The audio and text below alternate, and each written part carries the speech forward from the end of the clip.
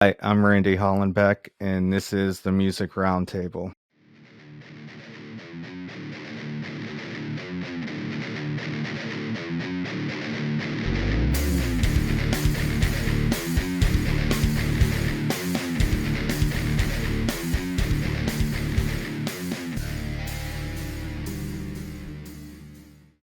Today on the show, we have Jeff Stebbins from hard rock band Three Pill Morning. How you doing? Good, Randy. How you doing?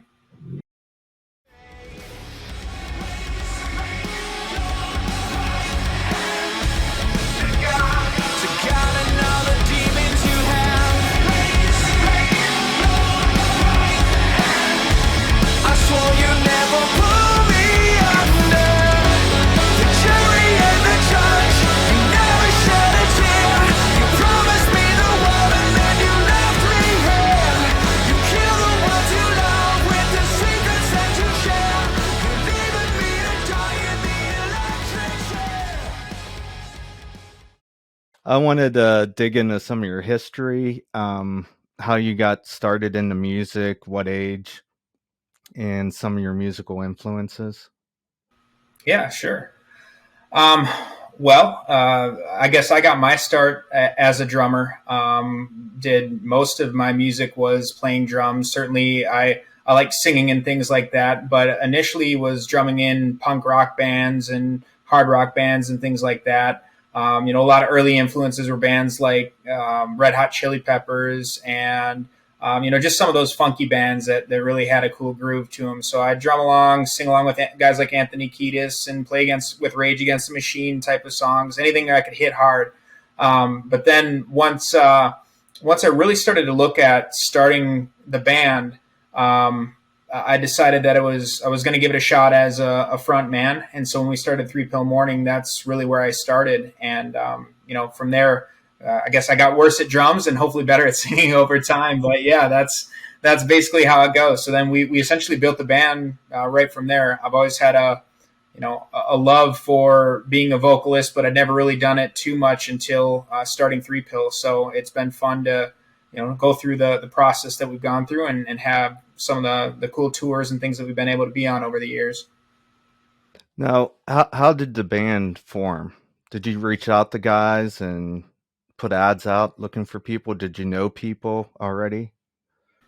Yeah, I think initially it started as just kind of a network of people that I knew that were in existing bands, and we got started recording a little bit, and like most bands, over time we sort of started to fall into who actually was looking to do this, more permanently. I guess that fit with the lifestyle and the goals that we had as a band to hit the road and do the things that we did. So I was lucky enough to work with people early on that had been in bands, had been through recording, really had pro gear, had pro set of capabilities, so we could all kind of learn and grow together as a group. And then, like I said, you really learn how to be a band once you actually go out and start playing shows, and not just hometown shows. You start regionally, then you start nationally, and you start putting the time in together, and you start spending ridiculous hours in the van together. And that's really where you figure out if you're cut out for this business or not. And again, that we were fortunate that we found some people that were and some guys that are. And, it's obviously a big part of what we've done over the years. How did you come up with the name for the band? Yeah, that's obviously a question we get quite a bit. I think at the time it was, we were really struggling to find a name. And then there was kind of this epiphany that, everybody's medicated at some level. So whether it's 3 Tylenol after a night of partying it up hard, or, pick your prescription or whatever it is, it's unfortunately or fortunately, I guess, a fundamental that, a lot of people are dealing with. So Three Pill Morning just kind of came to be the fact that the world's medicated to some degree. Sometimes we're trying to cut out the pain or get rid of a hangover or whatever it is. So the name kind of had a ring to it, and people seem to like it. So we've been able to keep it rolling. Now mine are just multivitamins or, things along those lines. It's obviously grown more into that kind of stuff, but I'm sure different pills for different folks, I guess. What city are you based out of? Minneapolis. Yeah, it's where the band was founded, and where we've always based out of. Midwest has always had a really great hard rock scene, so we're fortunate again enough to play with a lot of the bands that I really liked when we were getting started, like Nonpoint, Taproot, Red coming through, all Framing Hanley, all those bands that had started, and that's really when we started to move into more regional or larger national tours. Was being able to grow that local following, and then obviously transcend that into hopefully a larger audience. And that's kind of where we got our start, and where we've been able to be fortunate to play a lot of great shows.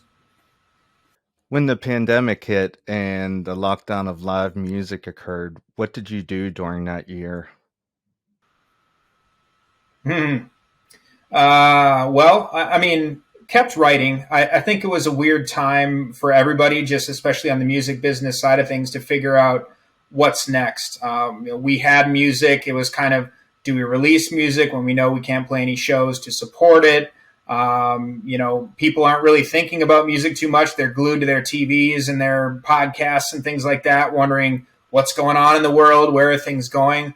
I mean, I guess in the same right, you listen to a lot of music when you're trying to figure out what's going on and, have something to connect with. But that's about all we could do. Unfortunately, didn't see each other a lot for that initial year, but kept writing remotely, kept sharing ideas. And that's the beauty of technology right now, is you can share riffs and ideas and vocals. There's so many programs to be able to do that. So a lot of the collaboration where we would maybe jam or get together and do that, we just did that virtually. Which is kind of the culmination of songs that we're working on right now. And I guess the positive is the situation we've been in over the last couple of years and being locked down and everything else is definitely helped, write hard rock music, because there's a lot of, uncertainty, and there's a lot of topics to talk about just because of the way the world is going right now. So there's no shortage of content now. Now it's just getting everybody together. Hopefully, it's been nice to see live music start to make its way back in, and people become more comfortable going out to shows and things along those lines. So yeah, we'll see where it goes. But long answer to your initial question, we did a heck of a lot of not touring, and just kept writing and staying in communication that way.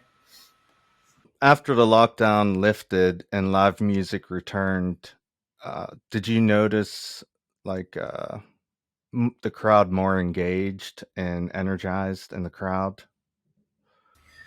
Yeah, I think people were definitely hungry for music, hungry for that connection. I mean, you can watch, some bands did a great job doing live streams and things like that, but you just can't capture that feeling and that sound and energy and things of actually having people together and being part of a live show or live music. So that was definitely there. I think people had always had a big appreciation for touring bands and bringing the music that they love to their town. But I think now, needing that escape more than ever, I think it's been a really positive thing in a lot of the places we've been since things have started to open up a little bit.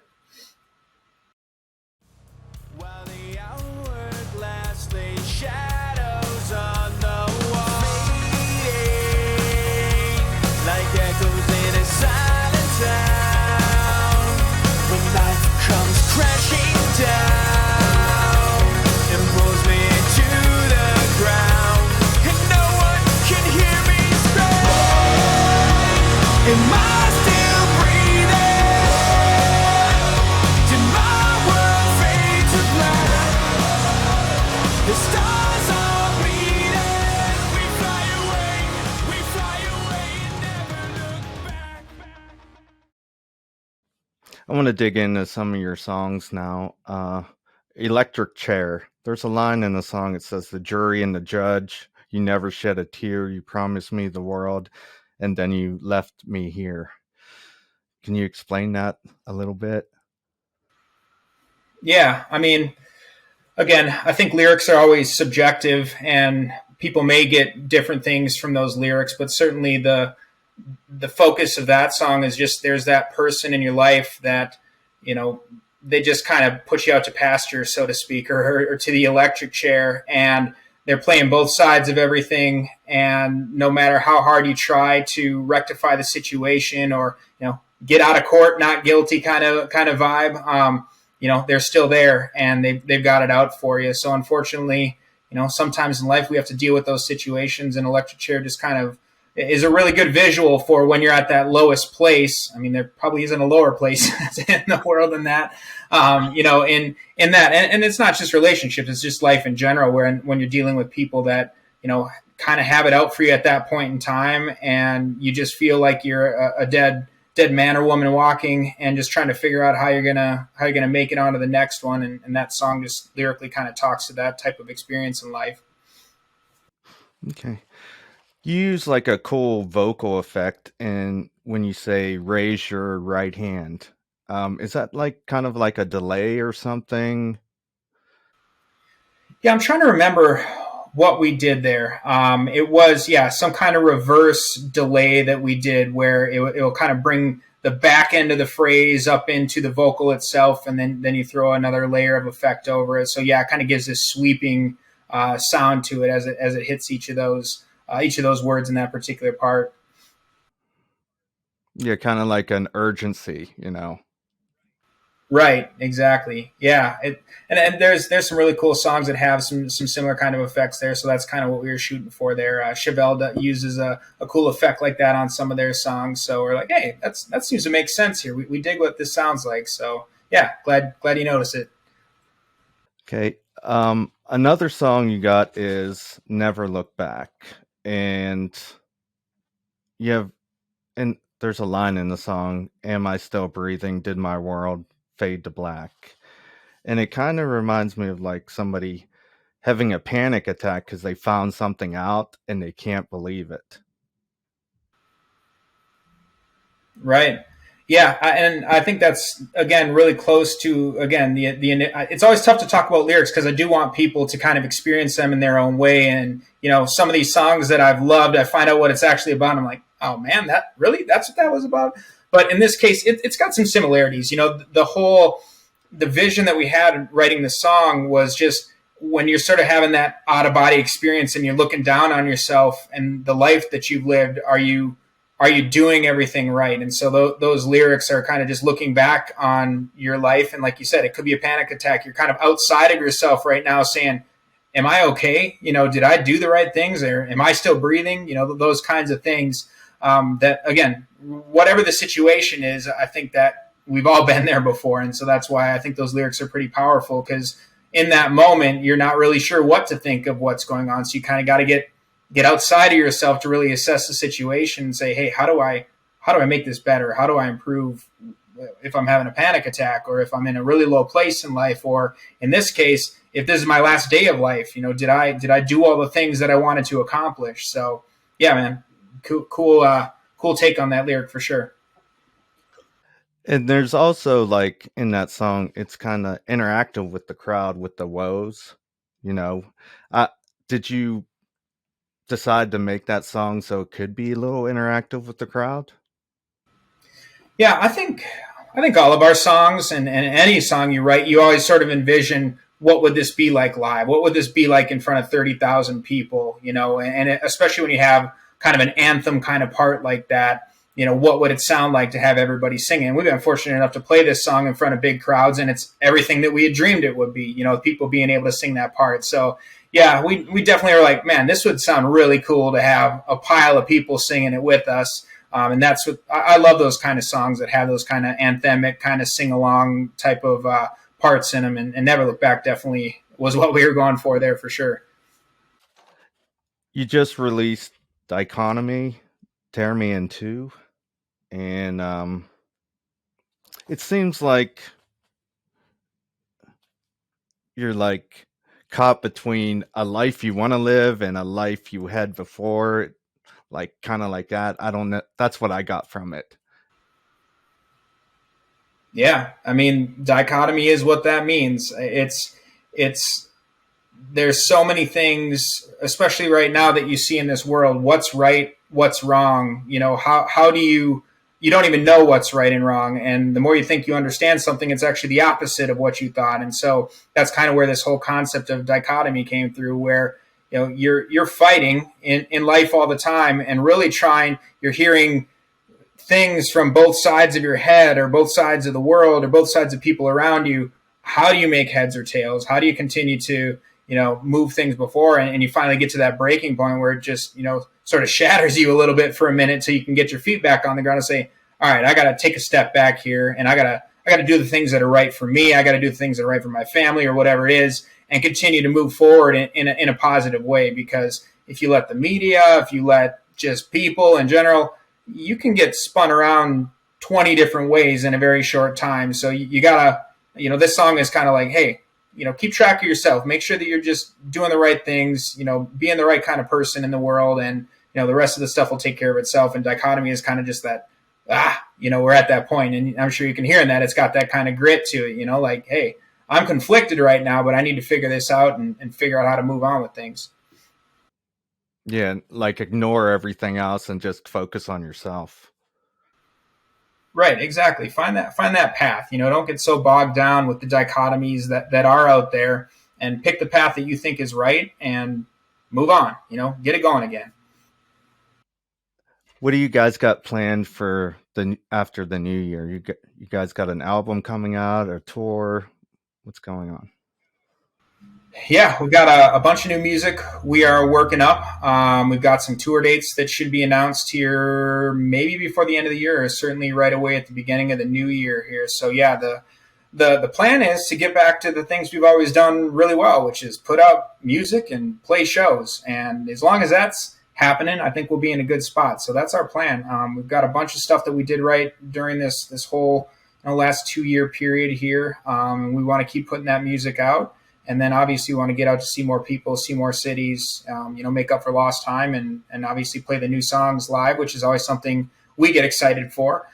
So that's the plan for 22, is just hit it again, and hopefully get a chance to see a lot of people. Where could we get a hold of you guys at? Facebook, Instagram, Twitter? All of the above, or 3pillmorning.com.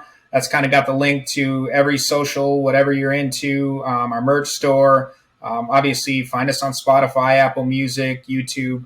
All that's a great place to find us and interact with us too. I mean, again, with us not touring that much right now, it's a great way where we've been able to connect with our fans on those different social media platforms and stay connected. And like I said, share what people think about the music, and hopefully people are sharing the music with other friends and other people, making them aware about us. So yeah, that's definitely where to head.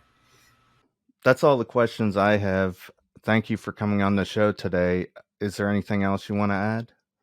No, keep an eye on us. We're excited about 2022. We're excited about the new music. If you haven't checked out Dichotomy yet, check out Dichotomy on all your streaming or iTunes, wherever you want to get it. Pick it up. And yeah, appreciate you so much having us on, Randy. And looking forward to seeing you out on the road hopefully this year too.